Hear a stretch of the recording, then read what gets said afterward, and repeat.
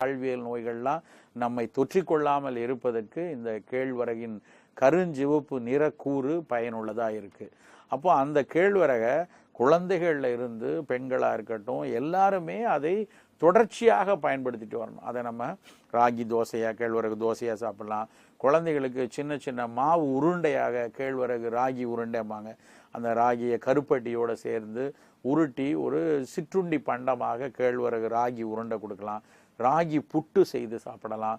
இன்றைக்கு வணிக நிறுவனங்கள் சில ராகியவே சேமியா மாதிரி எல்லாம் பண்ணி கொடுக்குறாங்க, அது மாதிரி எடுத்துக்கொள்ளலாம்.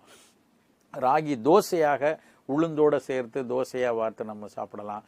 கொஞ்சம் திடமாக ராகி அடைன்னு சொல்லி நிறைய முருங்கைக்கீரை வெங்காயம் அதெல்லாம் போட்டு அடையாக தட்டி சாப்பிடலாம். ராகி மாவுலேயே சப்பாத்தி மாதிரி போட்டு சாப்பிடலாம். ஏதாவது ஒரு வகையில் தினசரி காலை உணவாகவோ இரவு உணவாகவோ இந்த கேழ்வரகு சேர்ந்த உணவை நம்ம எடுக்கும்போது அது அதில் நம்ம கிடைக்கக்கூடிய தேவையான உடலுக்கு தேவையான கார்போஹைட்ரேட் புரோட்டீன் தவிர கூடுதலாக இந்த சப்ளிமெண்டடாக உடலுக்கு சேர வேண்டிய பல்வேறு கனிமங்களும் இந்த செகண்டரி மெட்டபலைட்டும் இயல்பாகவே இந்த கேழ்வரகுலேருந்து கிடைக்கும்.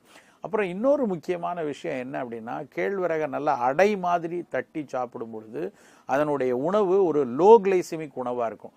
சர்க்கரை நோயாளிகளுக்கு சர்க்கரை சத்து மேகமாக ரத்தத்தில் சேரக்கூடாது, மெதுவாக கொடுக்கணும். சர்க்கரை சத்தும் வேணும், ஆனால் அது ரத்தத்தில் மெதுவாக உட்கிரகிக்கப்பட்டால்தான் அவர்களுக்கு அந்த இரத்த குழாய்களில் டேமேஜஸ் ஏற்படாது. ஸ்மால் வெசல் டேமேஜ்னு சொல்லுவாங்க.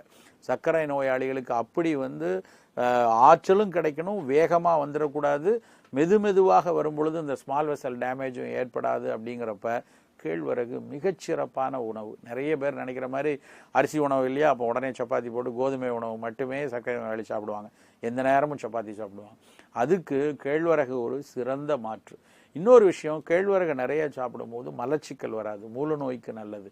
ஆனால் கோதுமையை நிறைய சாப்பிட்டீங்கன்னா அதில் உடல் சூடு ஏற்பட்டு ஒரு சிலருக்கு மூல நோய் கூட வரக்கூடிய வாய்ப்பு உண்டு. அதனால் சர்க்கரை நோயாளிகளுக்கும் கேழ்வரகு மிகச்சிறந்த உணவு. குழந்தைகள் முதல் பெரியவங்க வரைக்கும் பெண்கள் வரைக்கும் எல்லோரும்